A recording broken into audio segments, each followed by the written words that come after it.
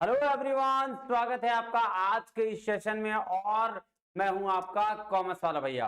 हाँ जी, चलिए करते हैं आज की शुरुआत। सबसे पहले आप सभी को दुर्गा पूजा की ढेर सारी शुभकामनाएं, बधाई है ना। और ये जो है बुराई पर अच्छाई की का पर्व है ना। तो मैं उम्मीद करता हूँ, मैं आज प्रार्थना करूंगा आप सभी का जो है रेवेन्यू इंस्पेक्टर का एग्जाम जो है निकल जाए। कोशिश में रहेगी और जितना जिन्होंने एफर्ट लगाया है माँ जगत जननी हिसाब से आपको क्या करे और फल दे, है ना। तो चलिए आज चलते हैं। क्या आज भी है विजयादशमी और आज हम लोग जो है अच्छे अच्छे क्वेश्चन करेंगे ताकि हमारा जो सफलता आगे एक और कदम बढ़े, है ना। चलिए शुरुआत करते हैं, आगे चलते हैं कहाँ क्लास में।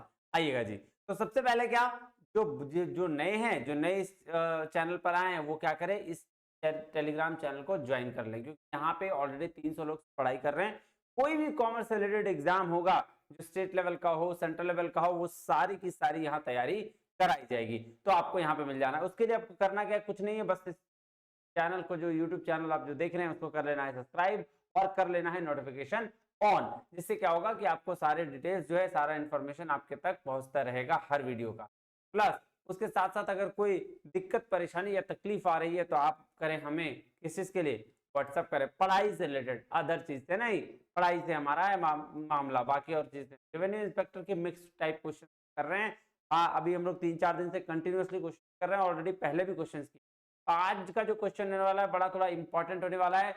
ये आपके एग्जाम पॉइंट ऑफ व्यू से थोड़ा सा इंपॉर्टेंस ज्यादा होने वाला है। चलिए शुरू करते हैं। क्वेश्चन नंबर आते हैं फर्स्ट नंबर पे। फर्स्ट नंबर जो है क्वेश्चन वो आपका क्या है, कह रहा है इन एन ऑर्गेनाइजेशन, एक ऑर्गेनाइजेशन में dash offers the information required to serve as a efficient and effective decision making tool। एक ऑर्गेनाइजेशन में यानी किसी संगठन में डैश एक कुशल एवं प्रभावी निर्णय लेने वाले उपकरण के रूप में कार्य करने के लिए आवश्यक जानकारी प्रदान करता है। कौन? डेटा मैनेजमेंट, डेटा प्रबंधन, इंफॉर्मेशन मैनेजमेंट, प्रोसेसिंग मैनेजमेंट या ऑल ऑफ द अबव। भाई साहब ऑल ऑफ द तो नहीं होगा, यहाँ होगा डेटा मैनेजमेंट, क्योंकि डेटा मैनेजमेंट में ही हम सारा का सारा इंफॉर्मेशन क्या करते हैं, अपने पास रखते हैं, और ताकि भाई साहब डिसीजन ले सकें। कोई भी चीज का हमें डिसीजन लेना होता है तो सबसे पहले हम डेटा को देखते हैं, भाई क्या उसका डेटा है, डेटा के हिसाब से हम डिसीजन लेते हैं। अगर सेल्स ज्यादा हुआ है तो भैया खर्चा भी ज्यादा करेंगे मार्केटिंग पे, सेल्स कम हुआ है तो भैया कम करेंगे। क्या हुआ, ये डेटा ही है ना। कि ज्यादा सेल्स हुआ तो पता कैसे चला, डेटा से कि हाँ इतना सेल्स हुआ है, ये चीज है। तो इसीलिए इसको ध्यान में रखिएगा, क्या है answer, data management, that is 1 नंबर। चलिए क्वेश्चन नंबर 2 पे चलते हैं। कह रहा है a financial and accounting MIS, ठीक है, इज एन ऑटोमेटेड सिस्टम। क्या है, एक ऑटोमेटेड सिस्टम है that dash all the financial and accounting related operations computerised system in an organisation. कह रहा है एक वित्तीय और लेखांकन एमआईएस एक स्वचालित प्रणाली है जो कि संगठन में कंप्यूटरीकृत प्रणाली का उपयोग करके सभी वित्तीय और लेखांकन संबंधी संचालन करती है। तो भैया इसमें क्या होगा सर, इसका होगा क्या, इनहेंसमेंट, प्लानिंग, मेंटेनेंस या प्रोसेस। तो इसका है प्रोसेस की, भाई साहब सारा जो है वो प्रोसेस क्रिया कहते हैं सारी चीजों का, है ना। चलेगा क्वेश्चन नंबर 3 में आते हैं। कह रहा है इंफॉर्मेशन सिस्टम, एक ऐसा इंफॉर्मेशन सिस्टम क्या है, information system is a dash for collecting data, processing data into information and distributing that information into user. भाई साहब ये तो सारा काम किसका है, फॉर्मल प्रोसेस है। इनफॉर्मल प्रोसेस होता तो भैया उसमें इतना कलेक्ट करने का, प्रोसेस करने का जरूरत नहीं है, जब लाते उठा के बता देते देखो ये चीज। लेकिन डेटा अगर कलेक्ट कर रहे हैं हम तो रिसर्च भी करते हैं हम लोग, है ना। तो रिसर्च करते तो क्या करते हैं, डेटा कलेक्ट करते हैं, डेटा कलेक्ट करके उसको प्रोसेस करते हैं इन्फॉर्मेशन के तौर पर कि भैया देखो यहाँ यहाँ से डेटा लिया, इसके बेस पर एक इन्फॉर्मेशन बना, और उस इन्फॉर्मेशन को डिस्ट्रीब्यूट कर देते हैं किसके, यूजर्स तक जो करते हैं, है ना। उसको बोलते हैं फॉर्मल प्रोसेस, है ना, औपचारिक प्रक्रिया कहा जाता है। चलिए क्वेश्चन नंबर 4 पे आते हैं। क्वेश्चन नंबर कह रहा है which financial statement is most affected by inflation accounting. में बार बार कहता हूं इन्फ्लेशन अकाउंटिंग जो है वो अफेक्ट करता है बैलेंस शीट से। इससे रिलेटेड पहले भी कुछ कराया है कि जब भी फाइनेंशियल स्टेटमेंट की बात होगी और अफेक्ट करने की बात होगी तो 90% केस में बैलेंस शीट होता है, ठीक है। बाकी और क्या देख लीजिएगा, इनकम स्टेटमेंट इसको बोलते हैं प्रॉफिट एंड लॉस अकाउंट, जिसका यूज एकदम यहाँ नहीं है। फिर कैश स्टेटमेंट, कैश फ्लो, भाई साहब इसको करते हैं एनालाइज करने के लिए, है ना। Statements of changes in allies, इसके लिए रिटेन अर्निंग नाम की कुछ आंसर होगा क्या, बैलेंस। चलो क्वेश्चन नंबर 5 में चलते हैं। क्वेश्चन नंबर 5 क्या कहता है, ध्यान समझिएगा। कह रहा है which sorry what is the current purchasing power method of inflation. भाई इन्फ्लेशन काउंटिंग का जो सीपीपी मेथड है वो क्या कहता है, आएगा sorry.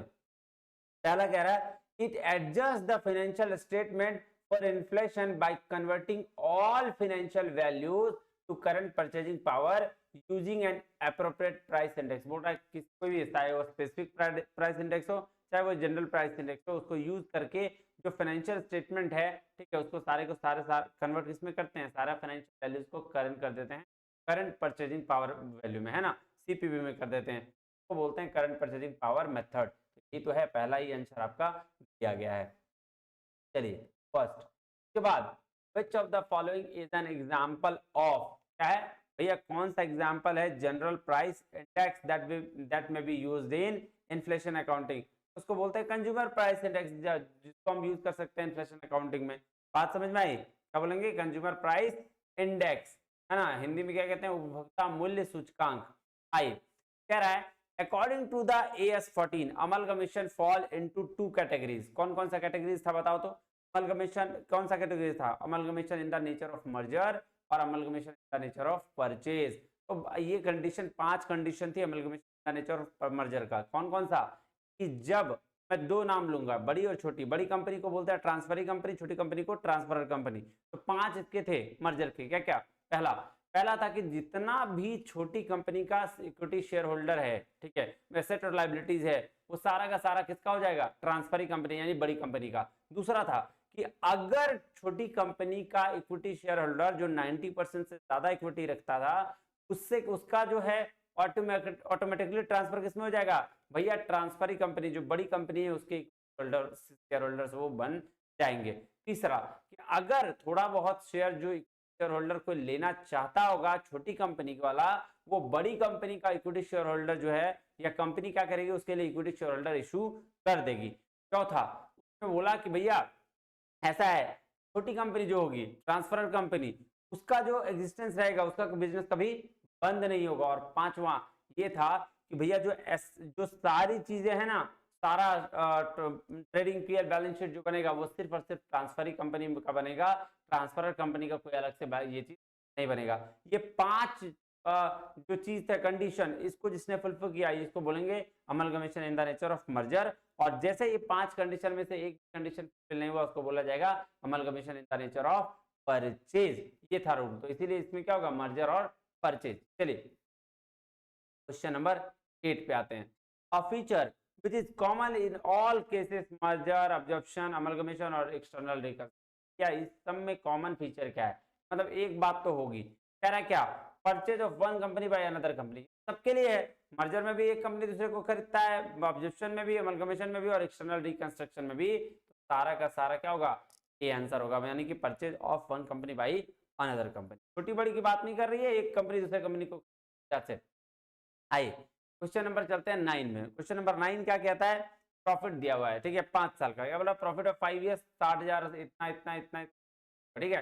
Find the value of goodwill, goodwill बोल रहा निकालने, if it is calculated on the average profit method of last 5 year on the basis of 3 years purchase. 3 साल का परचेज है, 5 साल का आपका प्रॉफिट दिया हुआ है, एवरेज प्रॉफिट निकाल लो। एवरेज प्रॉफिट निकालोगे उसके बाद क्या करोगे, जितना भी अमाउंट होगा उसको 3 साल से इंटू कर दोगे तो क्या हो जाएगा, गुडविल निकल जाएगा। गुडविल का फॉर्मूला होगा average profit into number of year purchase. आ जाओ देखो दिया हुआ है, एवरेज प्रॉफिट क्या है, ये है 5 डिवाइड किया 5 से आ गया 63,000, 63,000 क्या है एवरेज प्रॉफिट, तो गुडविल बराबर average profit into number of year purchase. 63,000 रुपए क्या था आपका एवरेज प्रॉफिट, 3 तो क्या था ये number of year purchase, answer क्या होगा 1,89,000, यानी कि। चलो क्वेश्चन नंबर 10 में चलते हैं। क्वेश्चन नंबर 10 क्या आ रहा है, in which of the following cases valuation is essential. भाई साहब कौन से केस में वैल्यूएशन, चलो आप देखो गुडविल है किस शेयर से, क्या है देखो देखो समझ में आता है, conversion of debt instrument into share, तो मतलब शेयर्स का वैल्यूएशन ऑफ शेयर्स का बात कर रहा है। तो जब कन्वर्जन ऑफ डेट का इंस्ट्रूमेंट में करेंगे शेयर्स का, तो भाई बिल्कुल भी करेंगे हम, एसेंशियल है, जरूरी है।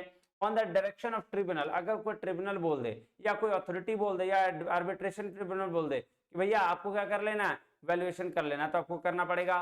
When issuing shares to the public, जब पब्लिक में शेयर आप इशू कर रहे हैं आइदर थ्रू या तो फिर इनिशियल पब्लिक ऑफरिंग या सेल करने के लिए, तो दोनों केस में आपको क्या करना पड़ेगा, वैल्यूएशन करना पड़ेगा शेयर का इश्यू, यानी कि ऑल ऑफ दी अबव इसका आंसर हो जाएगा।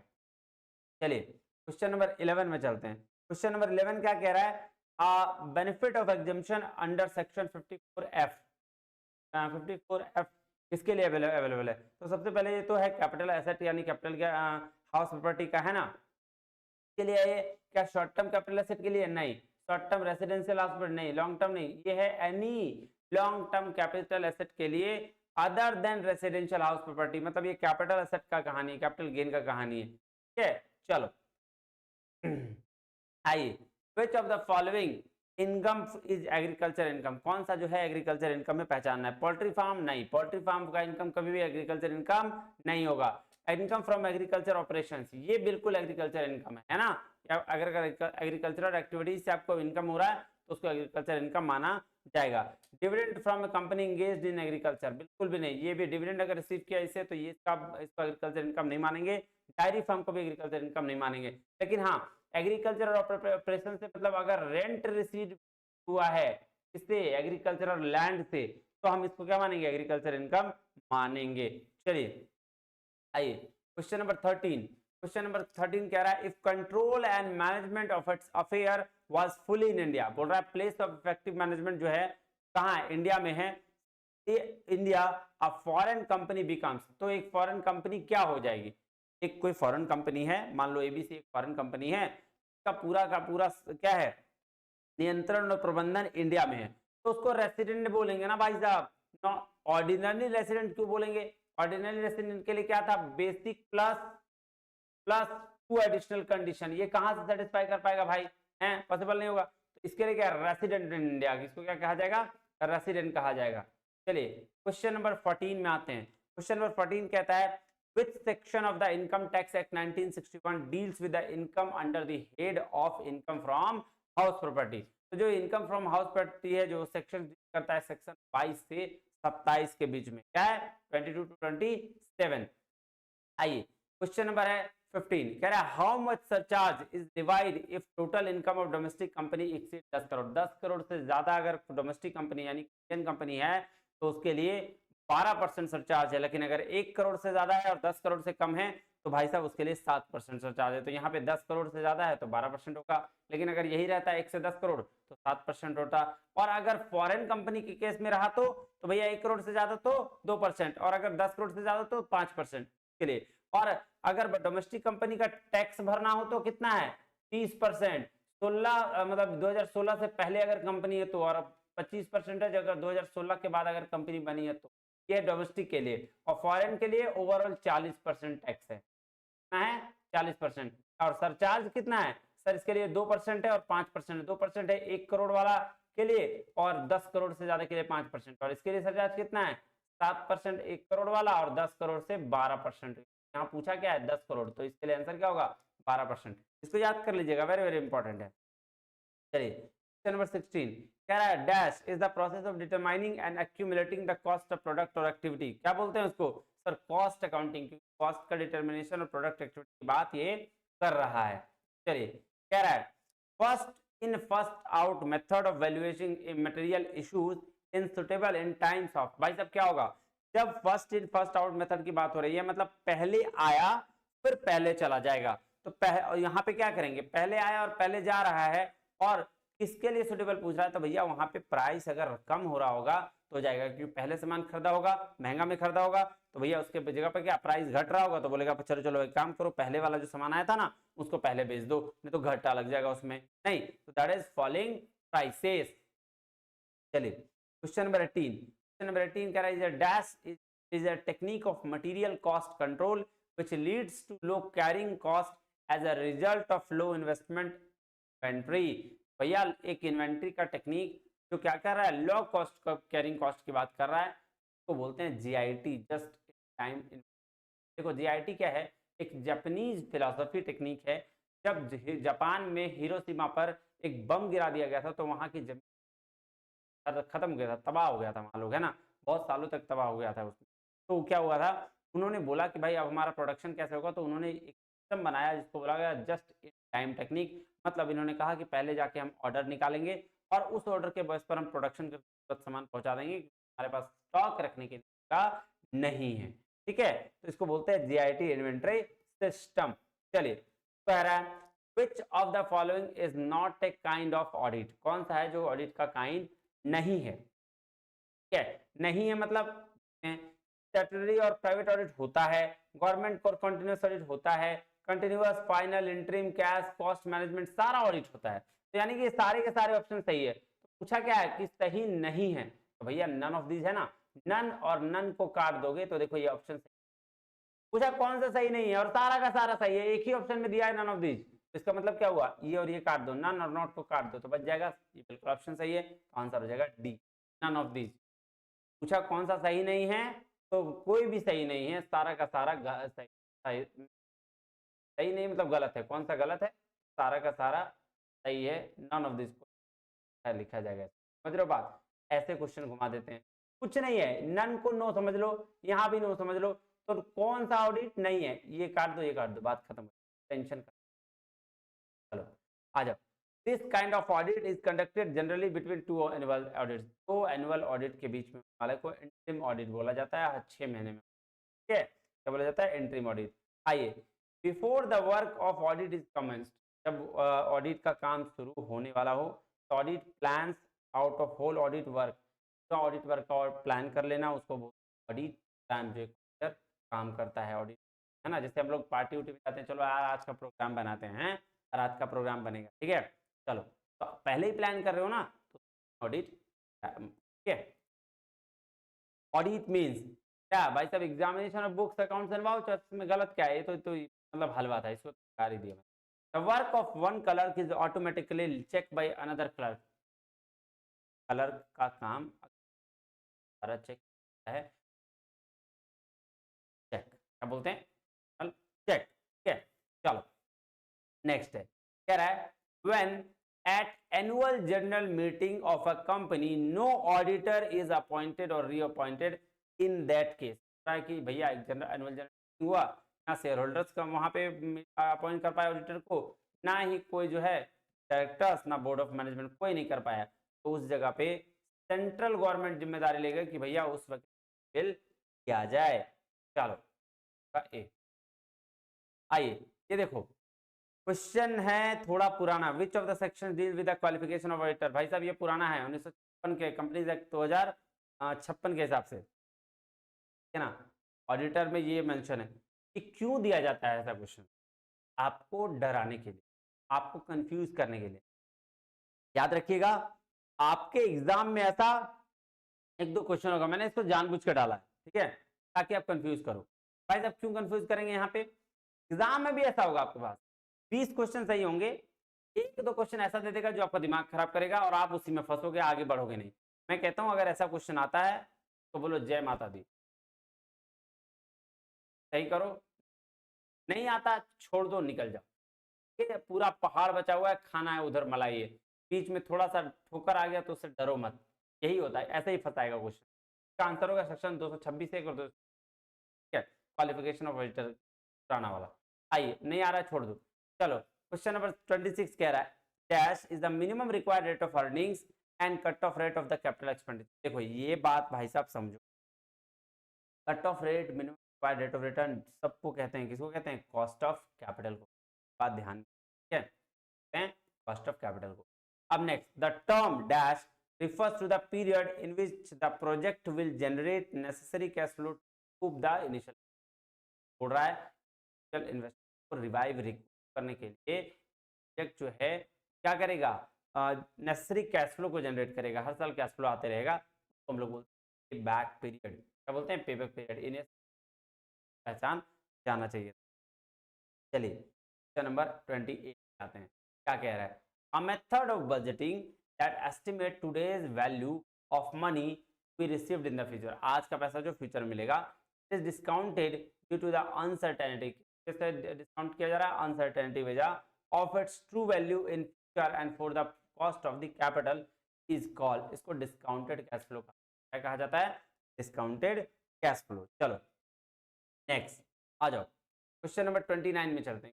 29 क्या कह रहा है, according to the NI approach, net income approach के अनुसार capital structure decision is relevant of the, बिल्कुल सही बात है, कैपिटल स्ट्रक्चर में रिलेवेंट और इररिलेवेंट दो अप्रोच होते हैं। रिलेवेंट की अप्रोच की बात करें तो एनआई और ट्रेडिशनल था, इररिलेवेंट की बात करें एनओआई और आपका क्या था, मोदी गिलानी। तो पहला स्टेटमेंट असर्शन तो बिल्कुल सही है। रीजन देखिए, कह रहा firm can change it's total value of and it's overall cost of capital by change the degree of leverage in its capital structure. है ना ये अप्रोच कि अगर हम डेट को बढ़ाएंगे तो फर्म की वैल्यू भी बढ़ेगी क्योंकि कॉस्ट ऑफ कैपिटल कम होगा। यही कह रहा है, लिवरेज को अगर हम बढ़ाएंगे तो या फर्म की बढ़ेगी। तो असर्शन भी सही और रीजन भी सही और दोनों कर रहा है, का ए हो जाएगा। क्या होगा, ए। चलो क्वेश्चन पर 30 में चलें। The personal leverage can replace corporate leverage. पहला जो है पर्सनल लिवरेज रिप्लेस कर रहा है कॉर्पोरेट लिवरेज को। बताओ किसका एजम्पशन है, इज एज्यूम्ड बाय, किसका एजम्पशन है सर? ये एजम्पशन है Modi and Gilani and Miller approach. MM approach नहीं कहा था कि पर्सनल को आप रिप्लेस करते हैं कॉर्पोरेट। चलिए क्वेश्चन नंबर 31। क्वेश्चन नंबर 31 क्या कह रहा है, ध्यान से देखिएगा। कह रहा है which of the following assumptions is not included in the James E Walter valuation model. Walter का वैल्यूएशन मॉडल में कौन कौन सा जो है, कौन जो है वो नहीं होगा, है ना, कौन सा एजम्पशन का नहीं है। All financial retain bye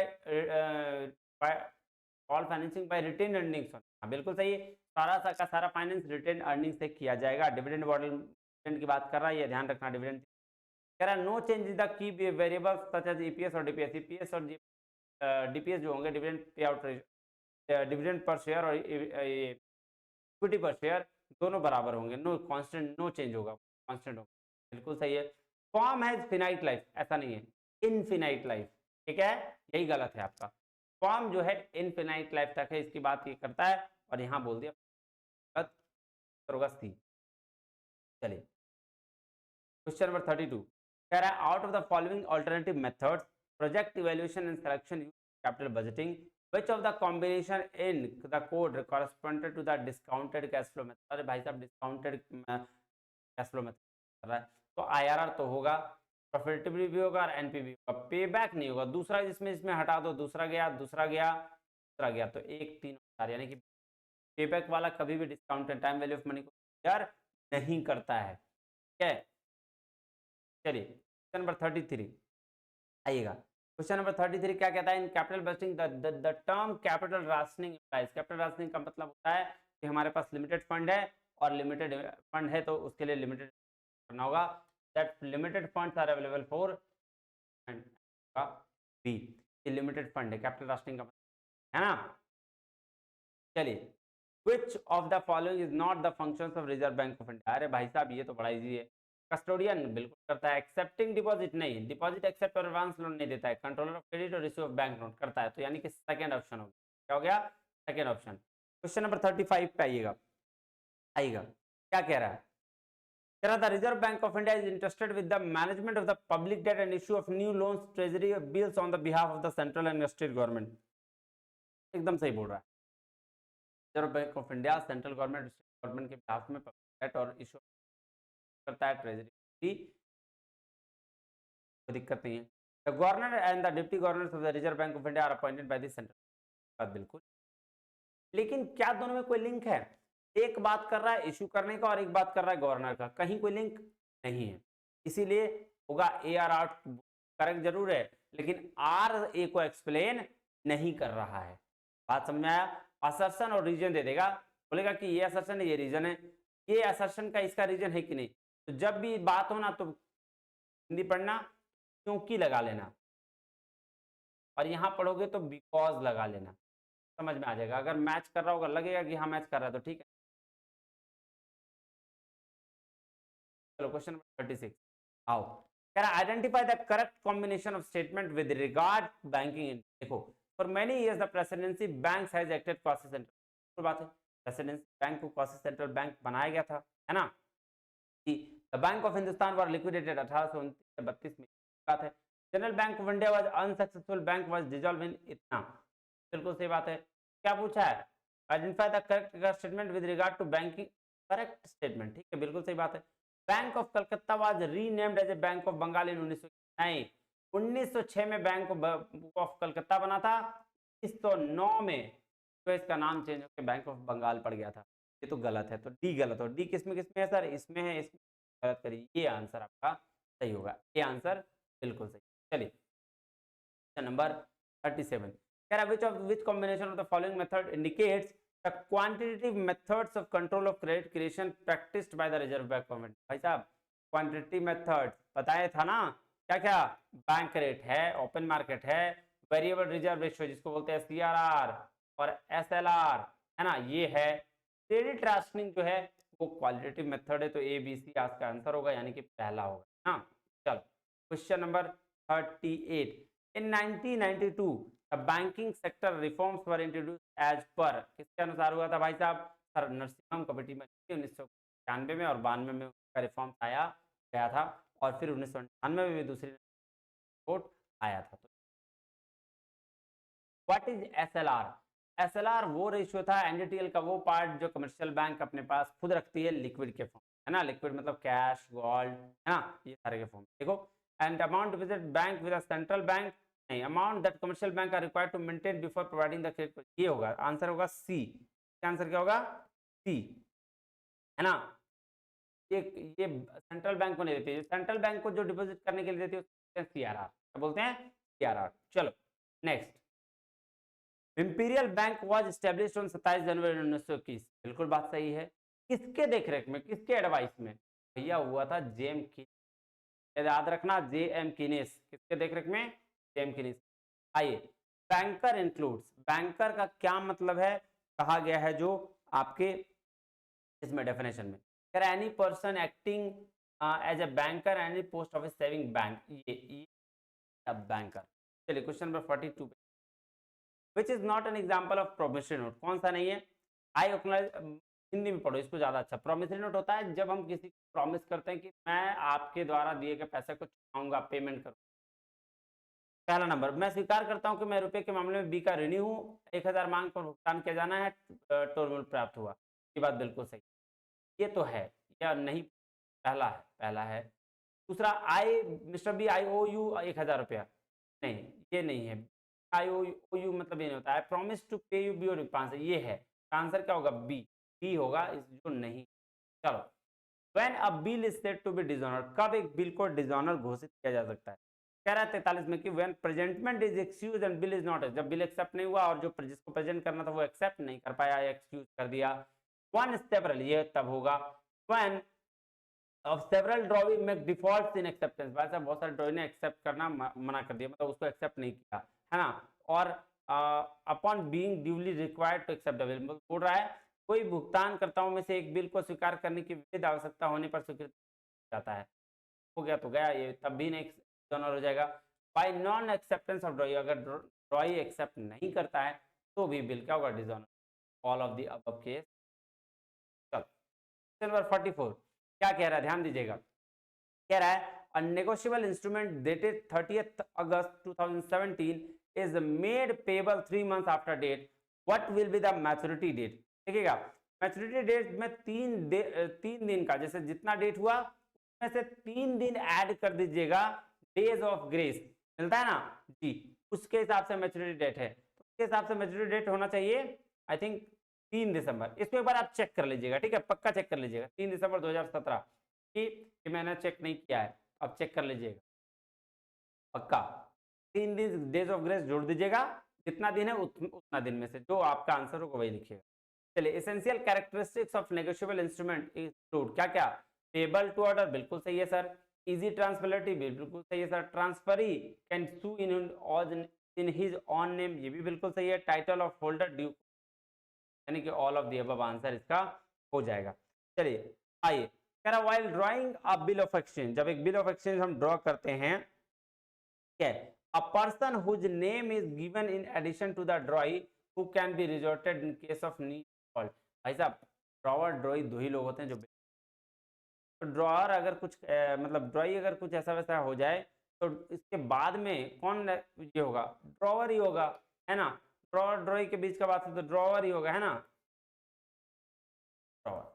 47 parties to a negotiable instrument can be discharge from. भाई साहब, एक पराक्रम लिखित के पक्षकारों को कैसे किया जा सकता है? सर कैंसिल करके पेमेंट करके और रिलीज करके ये सर हो गया आपका कहानी खत्म, है ना। चलिए उम्मीद है आपको क्वेश्चन समझ में आया होगा, है ना। और अगर आपको क्वेश्चन समझ आया या क्या करिएगा, शेयर कर दीजिए, है ना। और मन लगा के पढ़िए। अगले बहुत बहुत धन्यवाद। Thank you very much. जय हिंद।